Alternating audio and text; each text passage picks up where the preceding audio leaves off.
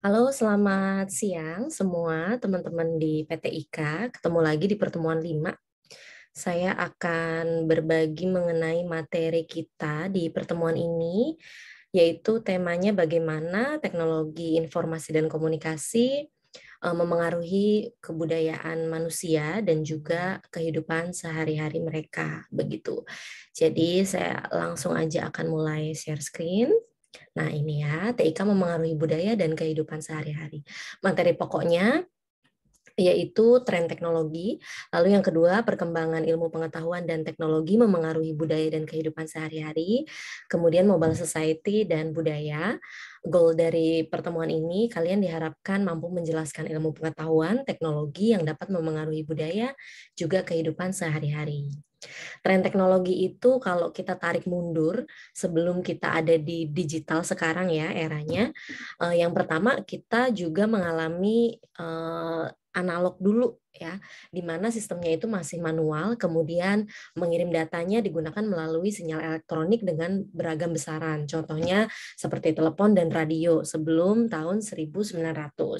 Kemudian di era digital, sistem digital sudah mulai di-develop, di mana kita bisa mengirim data menggunakan dua arus listrik, yaitu 1 dan 0, yang dilambangkan dengan fungsi on-off, contohnya itu kode Morse, kemudian komputer, VCD, DVD, gitu. Masih ingat mungkin ya teman-teman di rumahnya masih punya perangkat atau pesawat VCD, DVD untuk memutar lagu, kemudian menonton film, seperti itu. Dan sekarang di digital network, kita mengirim data berformat biner 0 dan 1 yang dikirim menggunakan cahaya melalui fiber optics networks. Jadi fiber optik ini jaringan internet gitu yang ditanam di bawah tanah gitu ya. Contohnya koneksi internet dengan kabel LAN. Nah, LAN kalau LAN itu di kantor-kantor biasanya itu digunakan kabel. Jadi kita internetannya nggak pakai WiFi, tapi ada kabel gitu yang dikoneksikan ke komputer atau PC kayak gitu, kemudian bisa connect internet. Bisa juga pakai jaringan WiFi yang nirkabel begitu ya. Nah, jadi teknologinya tuh sudah berkembang sedemikian rupa di mana saat analog kita juga menikmati televisi sih ya, sebelum TV-nya ke digital gitu. Sekarang sudah digital televisinya, dan di digital network ini kita lebih cepat lagi pengiriman datanya dan bisa lebih banyak lagi kapasitas yang dikirimnya gitu. Lalu ada juga yang namanya wireless network, jaringan yang wireless tanpa kabel gitu ya. Ini digunakan untuk pengiriman data. Yang pertama, jaringan nirkabel atau wireless network ini mengubah data yang ditransmisikan atau disiarkan atau dipancar luaskan menjadi gelombang elektromagnetik untuk kemudian disiarkan. Lalu secara biaya dan jangkauannya bagaimana di wireless network ini? Biaya untuk memasang wireless network itu lebih murah dibanding memasang fiber optic network ya, sehingga bisa mendorong jangkauan akses internet yang lebih luas gitu. Jadi LAN itu lebih mahal ketimbang kalau biaya WiFi. Cuman kalau di banyak korporat apalagi yang besar, mengandalkan WiFi aja kadang nggak cukup kayak gitu. Terkait ini sih ya, misalkan dengan bandwidth tertentu nggak bisa mengcover karyawan yang sedemikian banyak gitu, maka dibantu juga pakai LAN. Tetap harus menggali tanah, menanam fiber optik di situ. Jadi jaringan internetnya tuh dua, ada yang pakai LAN, ada juga yang pakai wireless, WiFi itu tadi. Kemudian dari sisi latensi dan kecepatan, latensi itu dari kata late gitu, lambat gitu ya, atau harfiahnya adalah waktu tunda. Jadi fiber optic network itu memiliki kendala latensi atau waktu tunda dan gangguan noise dalam jaringannya. Wireless network tidak memiliki waktu tunda dan tanpa noise. Jadi kalau di LAN itu yang pakai kabel gitu ya ada jeda 1 detik gitu. Kalau ngezoom tuh gitu agak beda gitu. Sementara kalau yang pakainya WiFi itu langsung biasanya, nggak pakai delay lagi gitu.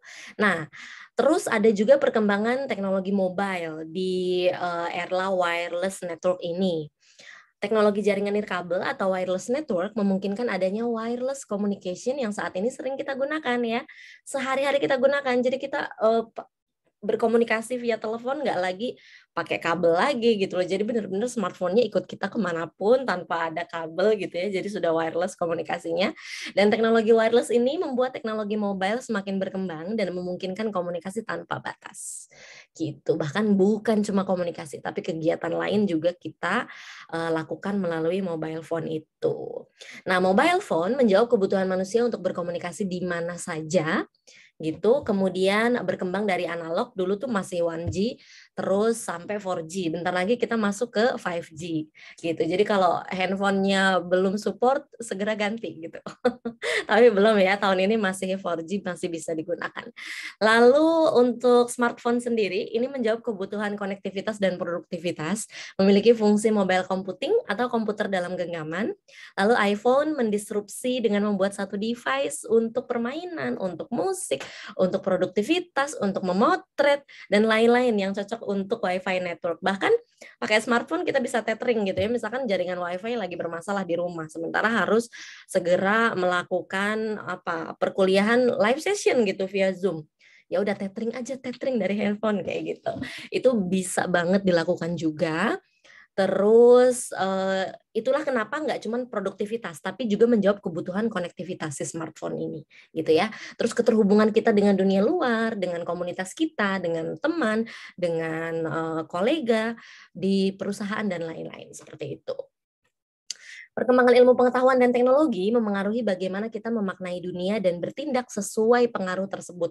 Jadi kalau saya lihat ini perspektifnya kritis ya. Van der Burg ini di tahun 86 udah bilang bahwa yang namanya perkembangan ilmu pengetahuan dan teknologi itu dapat memengaruhi bagaimana kita memaknai dunia hari ini gitu. Dan bertindak sesuai pengaruh tersebut. Kita bisa bilang bahwa beda beda negara cuma itu tercatat di ini aja, di paspor gitu ya.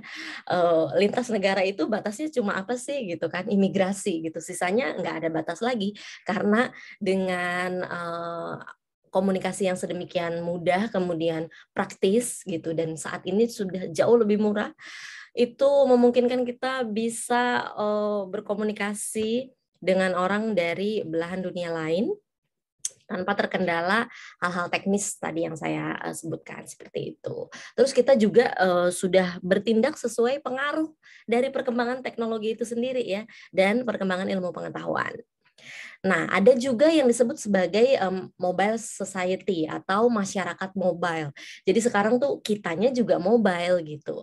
Produksi dan penggunaan teknologi seluler sudah tidak ada batasnya. Ya, ini typo. Kemudian teknologi seluler atau mobile teknologi adalah teknologi informasi yang paling dekat dan bisa dibilang paling banyak memengaruhi kehidupan kita sehari-hari. Kita bisa hitung dalam sehari berapa kali kita menyentuh smartphone kita, berapa kali kita dibantu oleh smartphone kita, tentunya harus terkoneksi internet ya smartphone-nya, untuk berkendara gitu misalnya ya, mengantarkan kita dengan direction maps yang benar gitu, kemudian apalagi membantu kita untuk nggak perlu masak, tinggal pesen GoFood, GrabFood, terus ada lagi Shopee Food gitu kalau sekarang ya. Karena sibuk, banyak tugas kuliah, ada juga lomba gitu yang harus dilakukan kalau mahasiswa. Kemudian rapat organisasi, jadi udahlah ya urusan makan kita percayakan pada ahlinya gitu. Ada yang seperti itu. Kemudian juga ada yang nggak cuman pakai smartphone buat direction, tapi bahkan ya untuk memesan kendaraan itu sendiri gitu kan, mengantarkan dia gitu, pakai layanan taksi online kayak gitu. Kemudian untuk membantu pengajaran, pembelajaran seperti kita hari ini. Kita menggunakan e-learning seperti Kolabor, kemudian juga kita menggunakan aplikasi Zoom seperti hari ini, lalu sosial media YouTube untuk membantu menyebarkan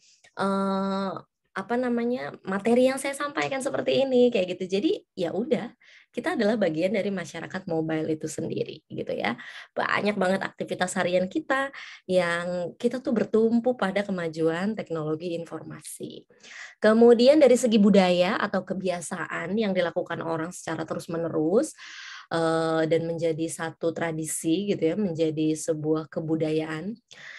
Teknologi seluler mengubah luaran kreativitas dan pengetahuan kita. Pengetahuan kita nggak lagi terbatas pada perpustakaan yang luasnya berapa kali berapa, bukunya yang cuma beberapa. Tapi kalau kita hari ini perpustakaannya sudah open source gitu, kita bisa akses jurnal ilmiah terbaru mengenai apapun itu dengan mudah gitu loh. Meskipun masih ada kendala dari sisi misalnya kalau jurnalnya tuh baru banget gitu ya, fresh from the oven.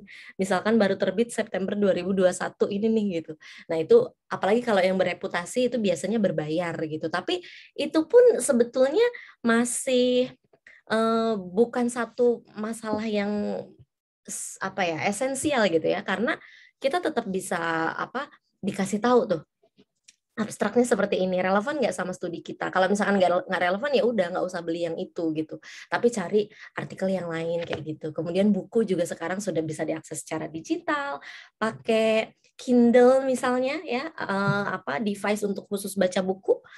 Kemudian ada juga e-library, jadi perpustakaan nasional kita itu juga bisa diakses gitu. Yang penting kita punya apa login aja gitu, daftar dulu tentu saja. Kemudian banyak juga kampus-kampus top dunia yang beberapa jangka waktu gitu, sebulan, 2 bulan, 3 bulan memang membuka akses perpustakaannya untuk orang-orang di seluruh dunia kayak gitu. Nah, betapa sudah semaju itu gitu ya sekarang. Jadi urusan belajar, bekerja juga gitu, bagaimana teleconference, video conference itu sudah sangat membantu untuk rapat-rapat online gitu. Sebetulnya sebelum pandemi pun sudah dilakukan ya. Cuma karena pandemi jadi itu teramplifikasi gitu loh. Jadi kebutuhan Zoom itu nggak cuman untuk orang yang beda negara atau beda pulau, beda kota gitu. Orang dalam satu kota pun tetap diperlukan apa namanya aplikasi video conference untuk memudahkan berkomunikasi, berkoordinasi antar tim seperti itu. Nah, teknologi seluler juga menjadi sarana untuk menikmati dan menyimpan produk budaya. Produk budaya itu apa sih? Macam-macam. Apakah itu sebuah film kayak gitu ya? Kemudian lagu gitu. Itu adalah produk budaya gitu. Contoh kalau film sendiri, biasanya fenomena yang diangkat adalah memang yang terjadi di realitas itu ya memang ada gitu loh secara nyata, kemudian diangkat ke dalam sebuah karya film. Nah, di teknologi seluler itu kita bisa menikmati film, kemudian mendengarkan musik, dilihat musik videonya karena baru dirilis misalnya gitu ya. Terus apa? Sekarang lagi happening yang Coldplay sama BTS gitu ya. Nah, itu juga bagaimana orang bisa menikmati lagu dari apa teknologi seluler itu sendiri. Kayak gitu. Jadi sekarang kita yang menggunakan mobile itu tergolong ke dalam mobile society, masyarakat mobile. Ya, ada 3 aspek pengaruh teknologi informasi dan komunikasi terhadap budaya dan kehidupan sehari-hari. Yang pertama dulu, yaitu dari sisi lokalitas dan kehadiran. Teknologi seluler menghapus jarak dan membuat kita bisa berkomunikasi dimanapun. Tidak ada lagi istilah waktu kosong. Kalau dulu tuh apa? Nunggu gitu ya, lagi ngantri gitu, kayaknya nyesel banget kalau nggak sambil bawa buku fisik gitu. Karena membuang waktu gitu dan jenuh banget gitu. Tapi sekarang dengan scroll media sosial, kemudian membaca buku dari handphone kita, atau menikmati musik video, atau nonton gitu kan serial gitu, itu udah nggak ada lagi waktu kosong gitu. Semua waktu tuh terisi gitu loh, karena memang kontennya sebanyak itu dan kita bisa mengakses dari genggaman. Kemudian lokasi apakah tidak lagi penting karena teknologi seluler? Bisa jadi ada orang yang masih apa ya, mementingkan kehadiran fisik begitu. Tapi ada juga di sisi lain orang yang bilang bahwa sekarang udah nggak perlu lagi deh ketemuan, kita virtual aja, arisannya misalnya ya, ngobrol-ngobrolnya gitu. Ya karena banyak hal ya, selain pandemi juga karena misalnya jauh gitu, berat di ongkos kalau ketemu fisik, jadi ya udah kita virtual aja ketemuannya gitu. Jadi kadang ada yang bilang lokasi nggak lagi penting loh, di mana aja, toh kita tetap bisa apa ketemu real time-nya tuh, maksudnya live session seperti apa ketika kita kuliah langsung gitu ya, nggak seperti sekarang. Kalau sekarang ini rekaman. Nah, hari ini saya merekamnya di hari Sabtu. Seperti itu. Padahal ini baru disiarkan di hari Senin, Selasa, dan Rabu begitu ya. Nah, kalau kita live session biasanya nanti tuh yang di pertemuan 1, 7, 9, 15 itu nggak lagi penting deh rasanya yang namanya lokasi gitu. Bahkan direkam seperti ini pun kayaknya nggak penting lagi lokasi itu di mana gitu kan. Saya nggak harus ada di Tangerang Selatan misalnya untuk menjangkau teman-teman semua. Tapi dari Jakarta pun bisa gitu. Kemudian kenyataannya lokasi atau geotagging menjadi penting ketika kita melekatkan makna tertentu di dalamnya. Geotagging itu kayak kalau kita check in gitu ya di apa namanya satu lokasi atau ketika kita menggunakan digital maps itu aplikasi-aplikasi tersebut akan memosisikan kita di antara dunia fisik dan dunia maya di saat yang bersamaan. Sembari kita memberi makna tertentu. Jadi ada pengalaman kemarin ya minggu lalu lah. Saya tuh ke mall ya karena apa kemarin? Ada sesuatu yang urgent gitu. Terus sebelum masuk saya diwajibkan untuk scan barcode di aplikasi Peduli Lindungi begitu. Jadi ketika mau masuk scan barcode dulu. Jadi ketika saya keliling gitu ya ke beberapa tenan begitu di mall tersebut, ya saya sebetulnya lagi diawasi sama aplikasi tersebut gitu kan. Nah, aplikasi ini kan memang didevelop oleh pemerintah Indonesia untuk mengawasi ini dalam rangka tracing sebetulnya, tracking juga. Kalau kita ternyata positif COVID gitu, itu jadi bisa kelacak gitu. Habis dari mana aja, terus tempat yang kita kunjungi itu kalau bisa orang-orangnya semuanya dites juga gitu, takut tersebar gitu ya, takut terjangkit virus yang dibawa oleh saya, misalkan seperti itu. Nah, jadi kita juga saya di dalam mall itu saya bilang ini sebetulnya aplikasi Peduli Lindungi ini tuh boros baterai handphone ya karena kan on terus gitu kan, Bluetooth-nya on terus dia juga ngawasin saya terus gitu loh, saya di mana gitu. Jadi apa namanya itu tetap dimungkinkan terjadi gitu ya, bahwa yang namanya aplikasi geotagging, check-in gitu. Hari ini tuh sangat-sangat berguna tadi ya untuk tracing dan tracking gitu para orang-orang yang terjangkit virus COVID-19 di Jakarta, di Indonesia kayak gitu. Jadi kita tetap bisa mengakses kerumunan atau apa ya tempat umum, tapi tadi diwajibkan untuk check-in seperti itu. Kalau nggak check-in ya kita nggak bisa masuk gitu ya. Bagaimana dengan orang-orang yang nggak pakai smartphone, nggak bisa check-in pakai aplikasi, yang memang nggak bisa masuk mall gitu. Jadi sekarang tuh begitu ya, jadi nggak bisa tuh kita nunjukin sertifikat doang pakai sertifikat vaksin ke-1 dan ke-2 terus kita nggak punya paket data gitu misalnya, itu juga nggak bisa gitu. Jadi memang harus scan barcode-nya tuh real time di aplikasi tersebut, bukan kita foto aja pakai kamera gitu, bukan kita capture pakai kamera aja, enggak, tapi kita memang di aplikasi tersebut gitu. Mungkin teman-teman ada yang punya pengalaman sama juga dengan saya. Nah, kemudian ada embodied space. Ini gabungan antara ruang, waktu, dan hubungan sosial yang tersusun kembali menurut makna tertentu. Contohnya, kalau teman-teman masih ingat game Pokemon Go, ini kan game yang sempat menelan korban gitu ya.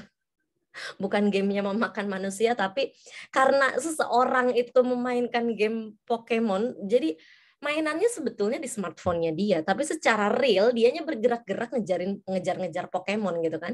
Jadi lokasi di dunia nyata mendapat makna baru, yaitu tempat di mana ada Pokemon atau karakter virtual gitu.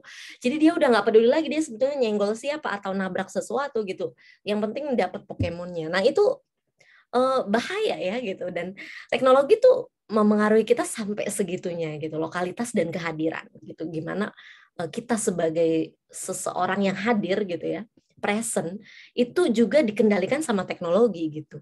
Hadir sebagai individu yang lagi bermain game, kemudian kita dikendalikan sama teknologi itu gitu. Kemudian yang kedua, tadi ada 3 ya. Yang kedua itu komunikasi personal secara massal. Masyarakat semakin berpusar di komunikasi interpersonal sebagai evolusi mass mediated society dan network society. Absent presence ya, hadir secara fisik tapi sibuk berkomunikasi dengan yang jauh dari depan mata karena kebiasaan mainan gadget gitu. Jadi lupa caranya berkomunikasi secara interpersonal yang baik gitu loh, yang berkualitas gitu, udah lupa. Ketemuan sih gitu ya, ngedate, tapi sibuk sama handphonenya masing-masing kayak gitu. Nah, itu bahaya banget. Kemudian teknologi seluler juga mengubah pola komunikasi interpersonal dan orientasi diskusi kita hari ini. Langsung bicara tanpa bertanya kabar lagi. Anak muda cenderung nggak suka basa-basi, misalkan Assalamualaikum, apa kabar gitu. Itu udah nggak begitu. Saya aja yang tergolong milenial ya, bukan bukan Gen Z saya itu. Itu kalau tiba-tiba ditanya sama temen lama, ditanya kabar gitu, itu sebetulnya saya yakin dia sebetulnya bukan bertanya kabar, tapi ada perlu sama saya gitu. Jadi saya kalau di Assalamualaikum Nan, apa kabar? Saya cuma balas, ya sehat, gimana gimana gitu, langsung aja tuh the point. Jadi sebenarnya mau ngapain sih gitu. Jadi bahkan di kalangan anak muda yang Gen Z tadi ya udah nggak pakai basa-basi lagi, langsung aja perlunya apa sih gitu kan, langsung bicara tanpa bertanya kabar gitu. Jadi nggak ngetok pintu dulu, langsung masuk gitu ibaratnya. Batasan antara ruang publik dan privat itu semakin kabur sekarang ya. Contohnya mengangkat telepon di publik, gimana orang itu jadi tahu kita tuh sebenarnya ngomongin apa, meskipun konteksnya nggak begitu jelas ya, tapi kan gimana sih gitu. Nah, idealnya memang kita tidak mengangkat telepon di depan publik sih. Bahkan kalau anak muda itu nggak suka ya mengangkat telepon di depan publik, atau lebih parah lagi dia nggak suka ditelepon, chat aja sih gitu kan. Jadi biar orang tuh nggak perlu dengar suara kita, nggak perlu tahu kita ngomong apa, dan anak muda lebih cenderung suka berkomunikasi dengan diam-diam kayak gitu.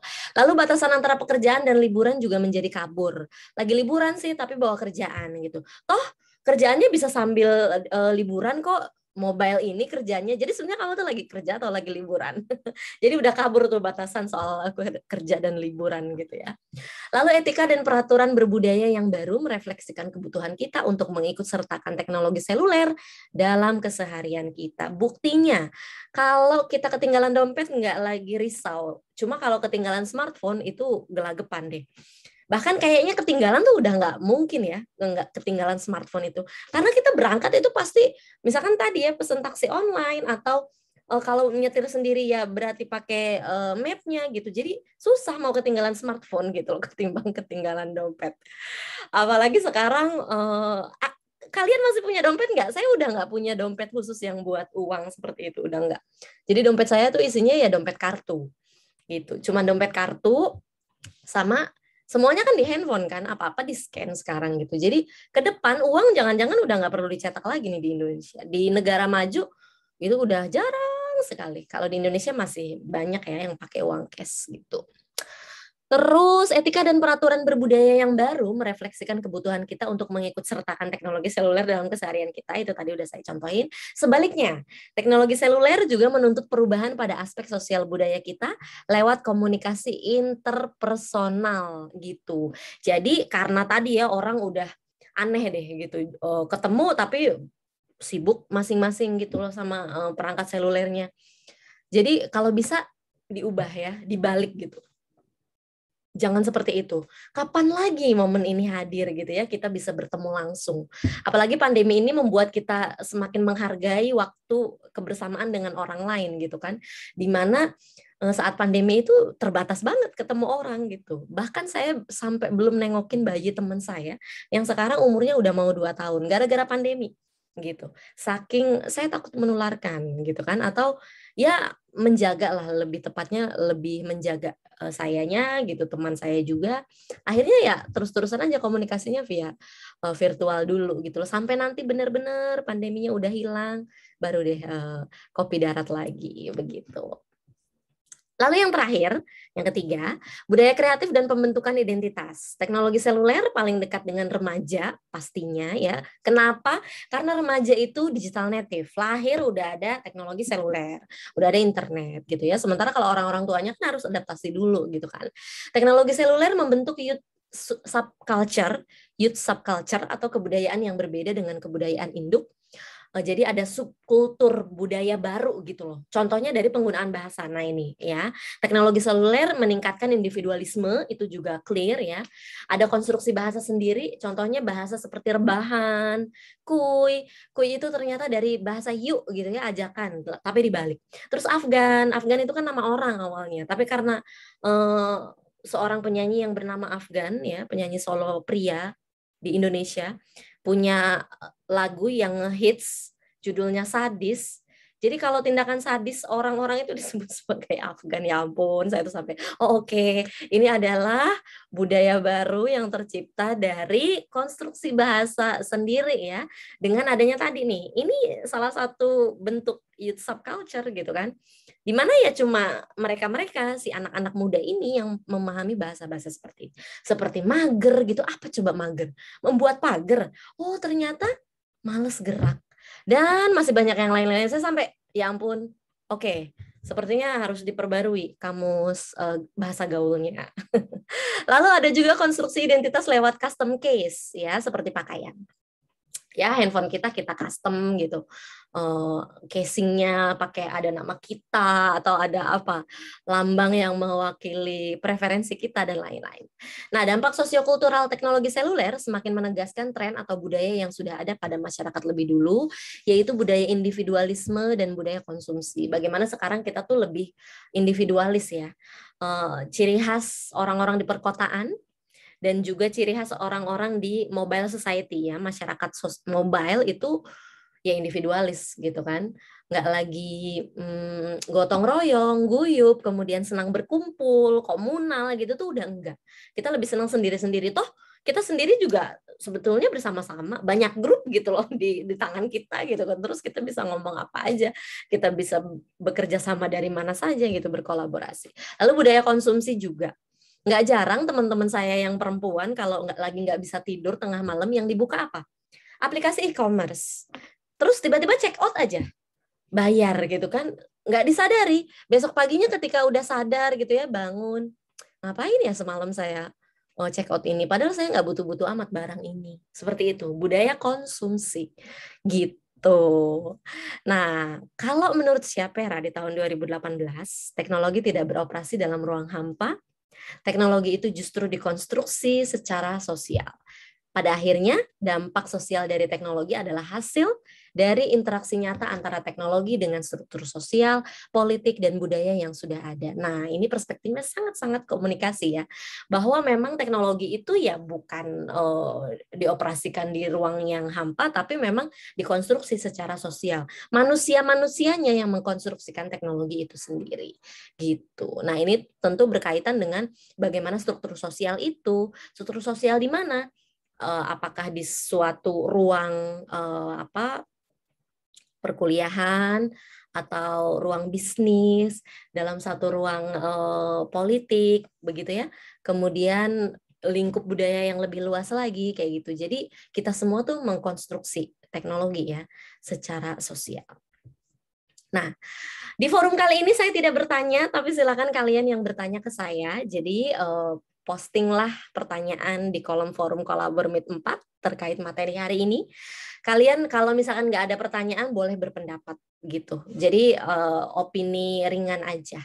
Saya nggak menuntut kalian menjawab pertanyaan dari saya seperti biasanya. Oke, referensinya selain dari buku wajib yang Media Now, saya juga ambil dari Schiapera tadi, Understanding New Media ya, sama Vanderburg, Technology, Society and Culture, a Framework for Understanding Technology in Society. Demikian materi pertemuan ke-5. Saya sudah mulai menyiapkan soal UTS, jadi teman-teman harap direview lagi materi-materi pertemuan sebelumnya, karena di pertemuan 7 kalian akan UTS. Jadi sisa pertemuan 1 lagi ya. Maksud saya kalian UTS-nya di pertemuan 8. Nah, minggu depan itu kita masih asinkronus seperti ini, saya merekam materi dengan video. Kemudian minggu depannya lagi kita akan ketemu secara live pakai Zoom. Lalu di pertemuan 8 kalian akan UTS. Jadi silakan kalian review-review lagi ya. Terima kasih banyak. Sehat selalu dan tetap semangat. Dadah. Assalamualaikum warahmatullahi wabarakatuh.